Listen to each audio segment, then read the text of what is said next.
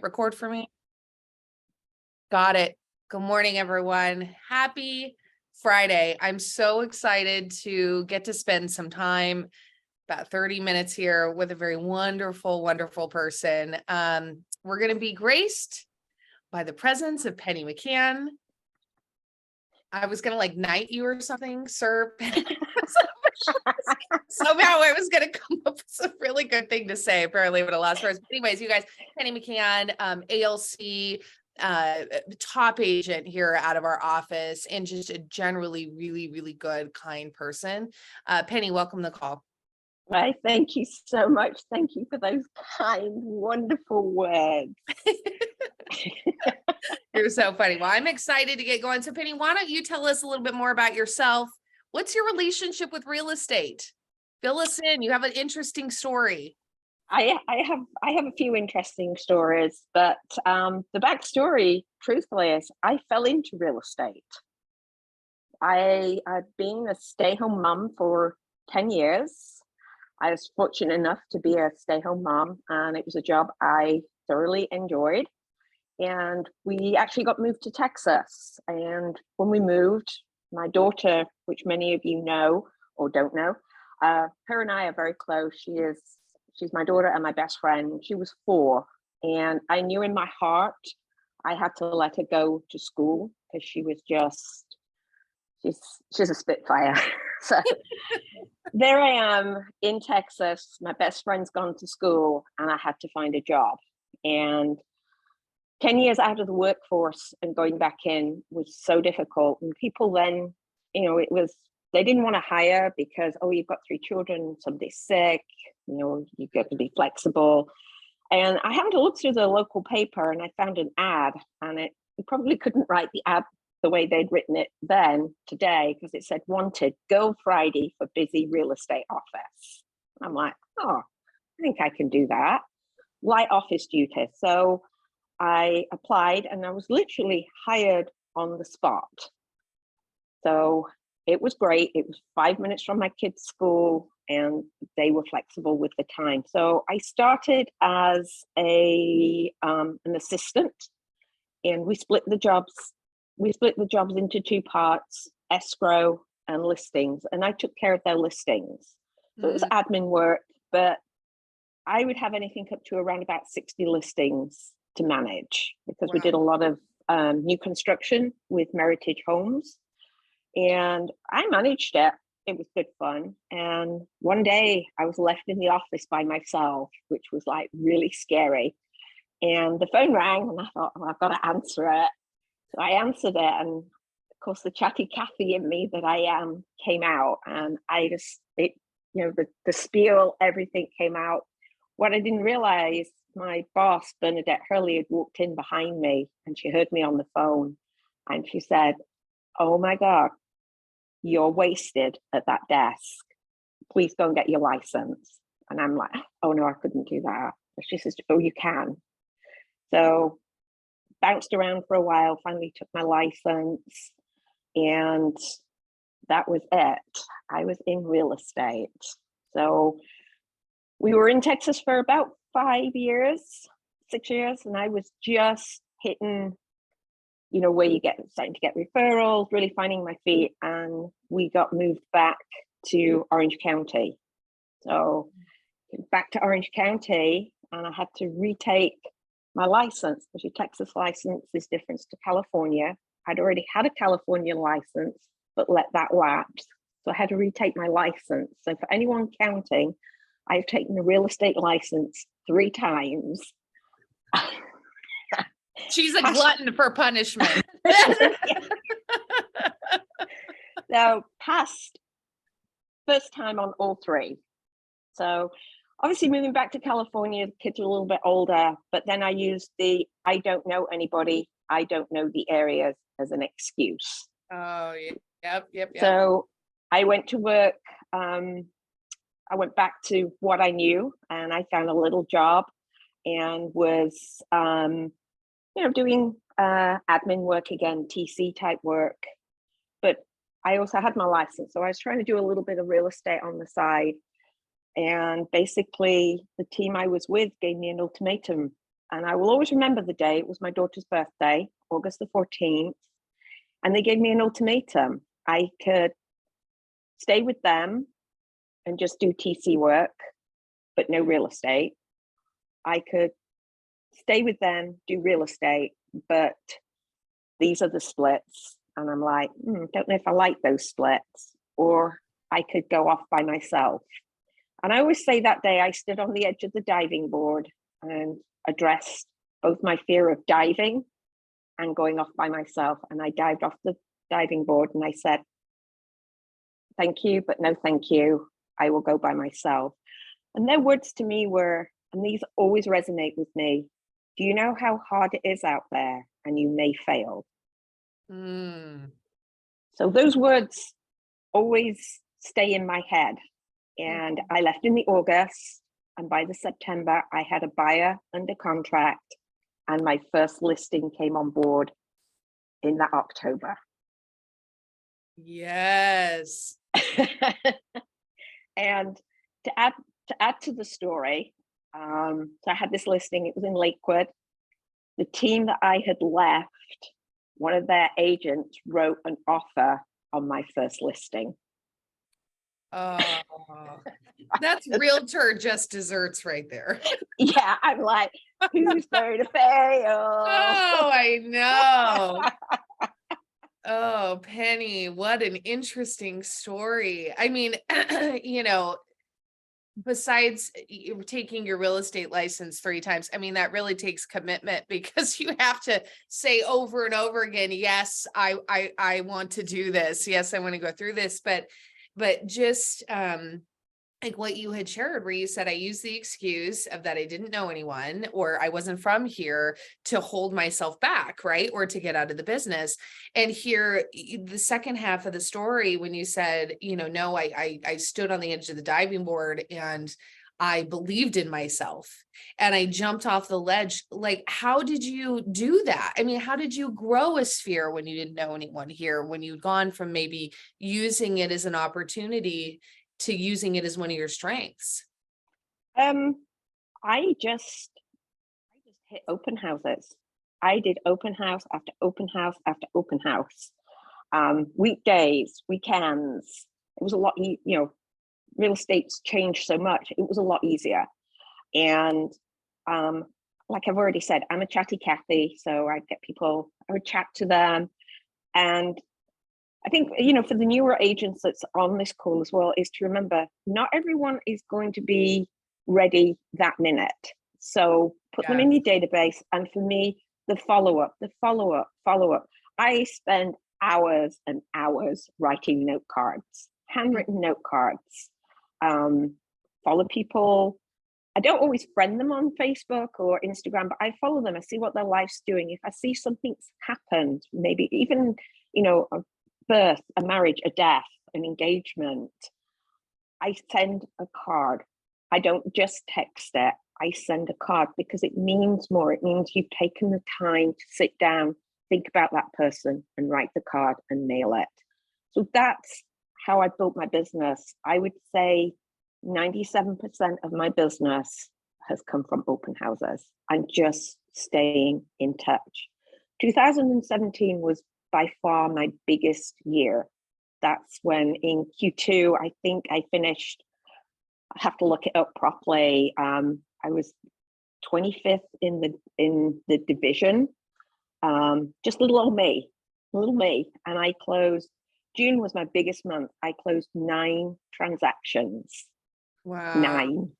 Should have closed 10, but we had one that didn't appraise and we couldn't get a meeting of the minds, so it fell. And I remember we went up to Lake Arrowhead and I couldn't understand why I was so tired. I'm like, gosh, I'm tired. And then I realized I had been running on adrenaline since mid-May, right through to the beginning of July, because I'd been showing homes, writing contracts, listings, and I couldn't understand why am I so tired? And it was just pure adrenaline. So 2017 was by far my biggest year.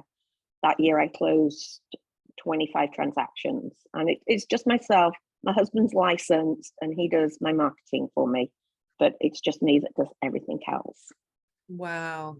And you're also working in a very high volume area as well, working in your, specialty Rossmore, helping those beautiful luxury clients in those homes. I've seen beautiful houses that you've sold.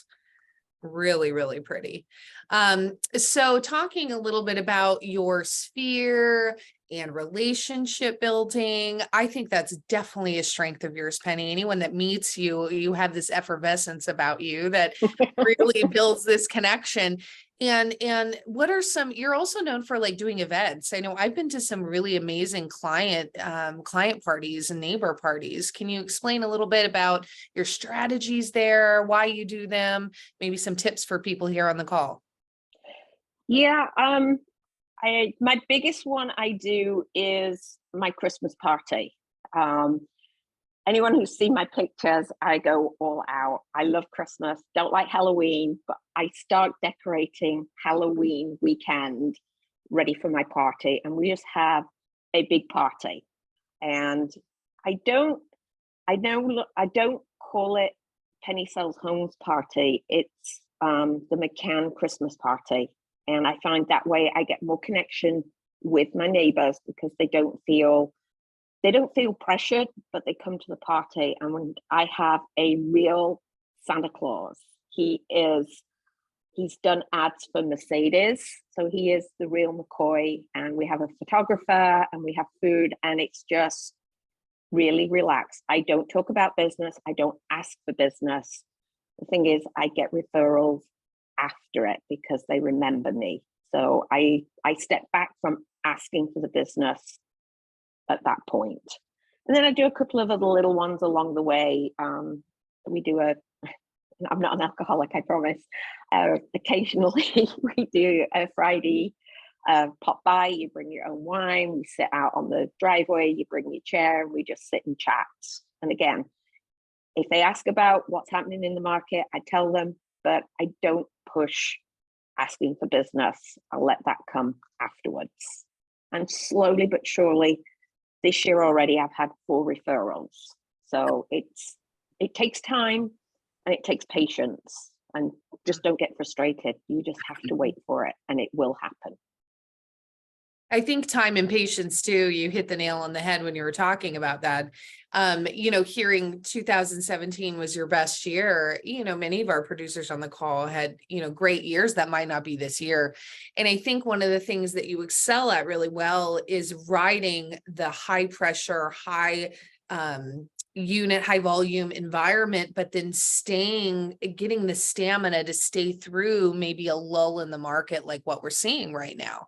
So what kind of conversations are you having with your mentees, your clients right now about what we're seeing in the market?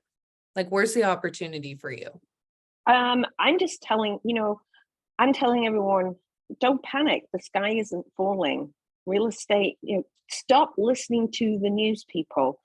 Real estate is doing just fine. We don't have inventory. So when people say, oh, but sale volumes are down, they're going to be, if we can't sell it, we can't record it.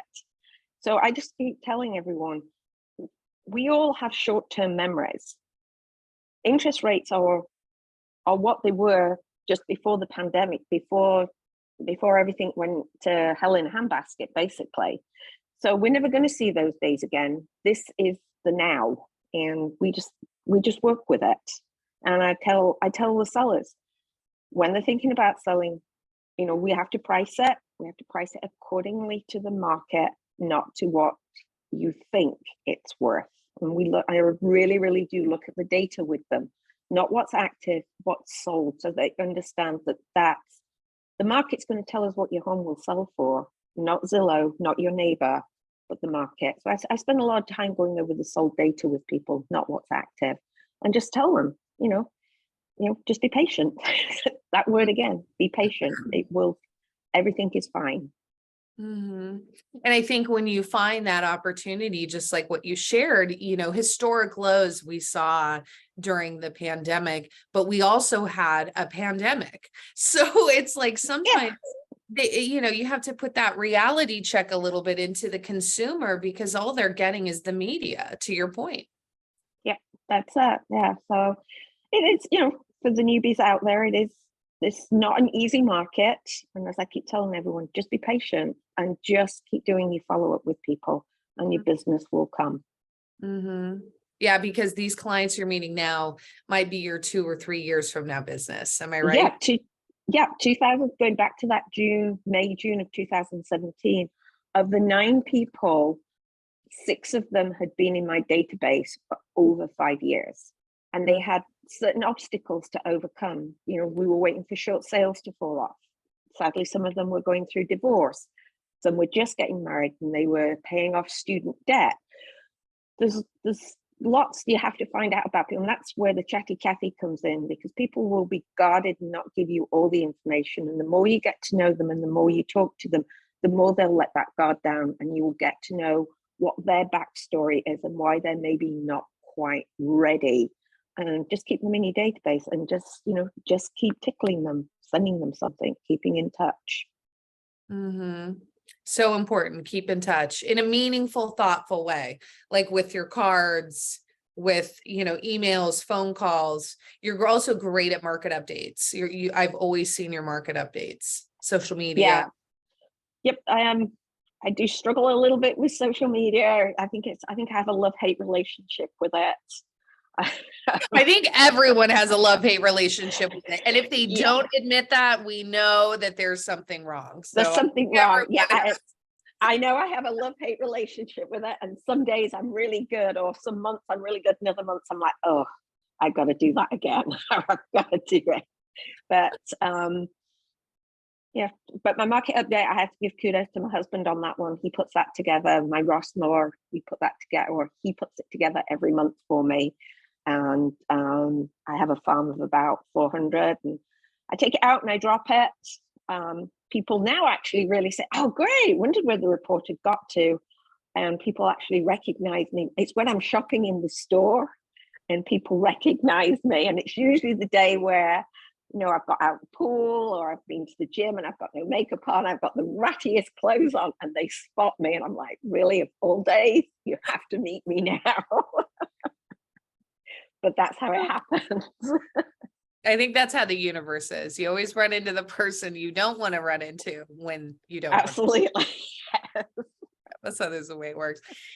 So let's shift focus a little bit, because obviously you're a very joyous, happy person. I'm sure that through your many years of experience, you have some funny real estate stories. Do you want to share anything with us? I've got 2 that instantly come to mind, and both of them were while I was in Texas for some reason. So I was at an open house and it was a vacant home and it had a pool. And I remember when I arrived at the house thinking, must tell the people they need to run their pump a little bit longer because the pool was murky. It's very, very hot in Texas, for those that don't know. So I'm doing the open house and got the back door open. This couple came back in. They said, oh, there's bubbles in the pool. And I'm like, wonder what that is. So carried on with the open house. And then I hear somebody shrieking and I go out and the bubbles are moving across the pool. It gets to the shallower end. It was a alligator had got in the pool. Remember, it's there's bayous and swamps. Well, there's more bayous still out there, and we would often get text messages saying, there's an alligator sunning itself in the Walmart parking lot. Well, mine had got in the pool, so I swiftly closed up the open house and I called the police and said, there's an alligator in the pool. And they said, okay, we'll send somebody. So this guy comes and he was literally like somebody from Louisiana, baggy shorts, boots, hardly a tooth in his head. And he gets this alligator out of the pool, wraps its mouth up, swings it over his shoulder, takes it off. He says, I'll release him back into the wild. And I'm like, oh my gosh, there was an alligator in the pool. So I say crikey to that one. Is that the right way to use it? I don't know. And then I know. And then one day I was showing a home. There was an area called Shadow Creek Ranch. It's a master plan community. And there was this one house, and I couldn't figure out why it had been on the market so long, because it was on the Fort Bend ISD school district, which is like asking to be in the best school district. And this one house, it got quite a, long days on market, but I couldn't see. The pictures were beautiful. The house looked beautiful, nice backyard. So we put it on the show list, and it was a relocation family. So we go off and we go to look at this house, and the curb appeal's beautiful. And I'm like thinking, winning, chicken dinner, we found it. And they were like excited. And I'm opening the door and I'm like, there's a funny smell. Wonder what it is. When I opened the door, there was a dining room. It was like a 10 by 12 dining room. And along the whole wall was an aquarium full of snakes. And I don't know if you know, but snakes give off a slight smell. And to make it worse, they must have fed the snakes that day, and one of the bellies was bulging. And I am deathly afraid of snakes, lizards, iguanas, anything like that. I do have a fear of them, totally. And I just wanted to bolt out the house so bad. And I could feel instantly my palms were sweating. And of course, my people insisted on looking around the house. And I'm like, oh God, I was panicking so bad.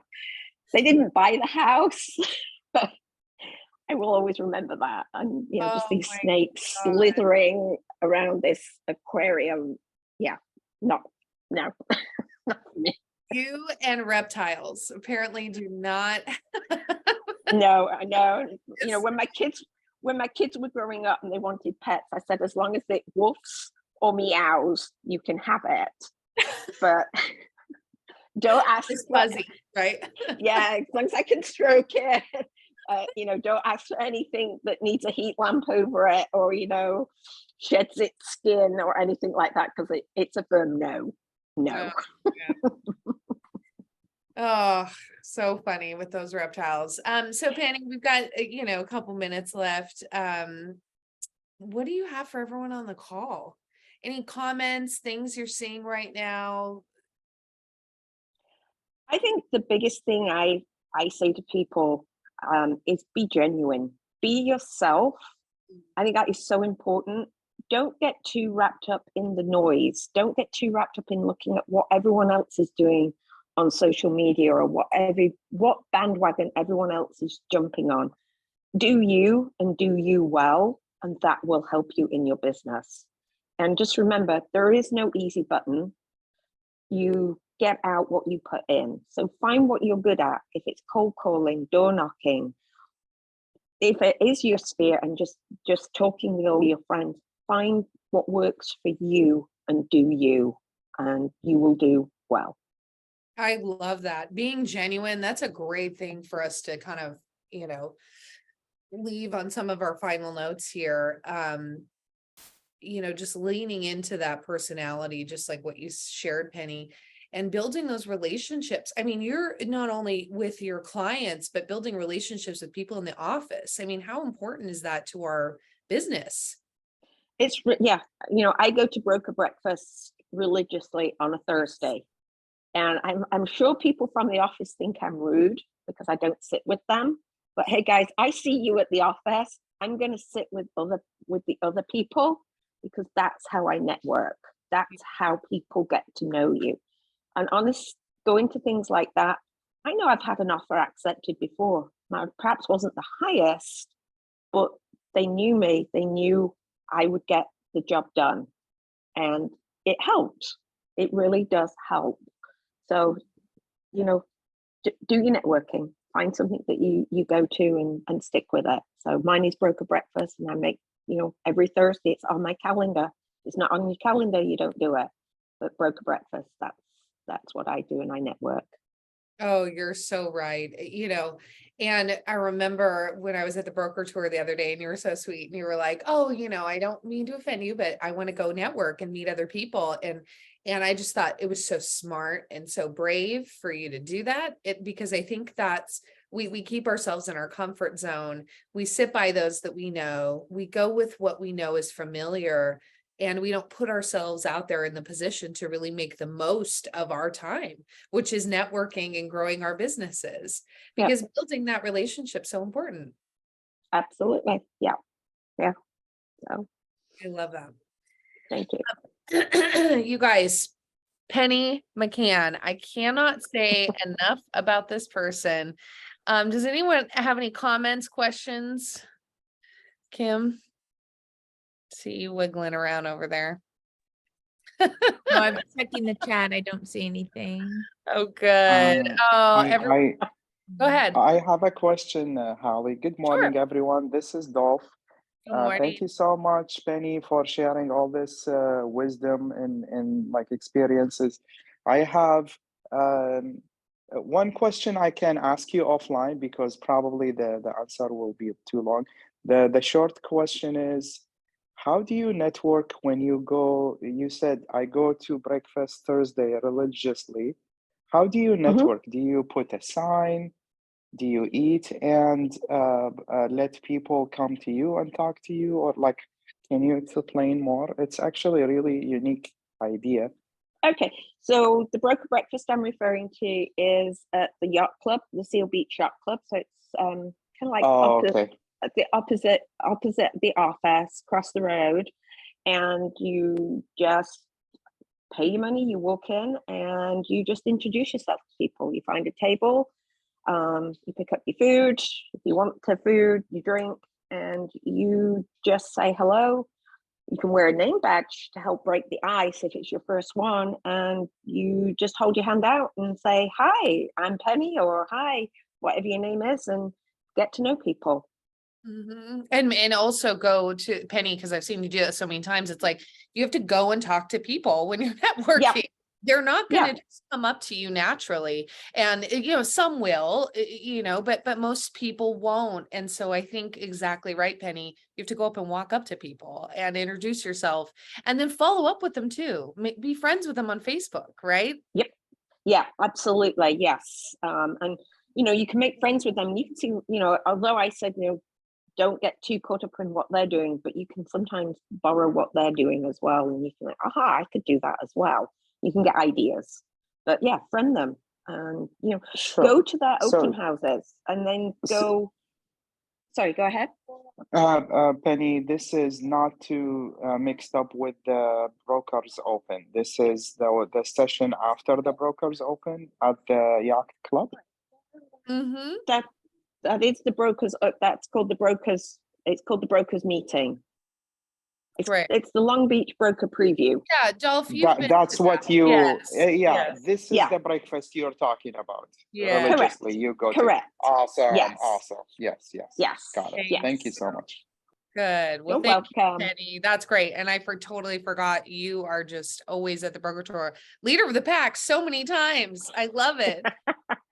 Again, you guys, thank you for joining me. Penny, thank you for your wonderful stories, your energy. You do so much for our office. You guys, I know Penny has always has some classes coming up here at Coastal. She's a wonderful educator. If you ever see her name on the calendar, you want to make sure you make it, because not only is it going to be informative, but it's going to be entertaining. Am I right? It's going to be fun, I believe. I've always been told I have a big smile and I use it. So it's always fun. Always fun. I think that we forget real estate is supposed to be fun. It is. Yes. Awesome. Thank you guys. Hope that you have a wonderful, happy, and productive Fridays. Thank you for joining me. And again, thanks, Penny. Great job. Thank you. Thanks. Bye-bye. Bye. Thank you. You're welcome.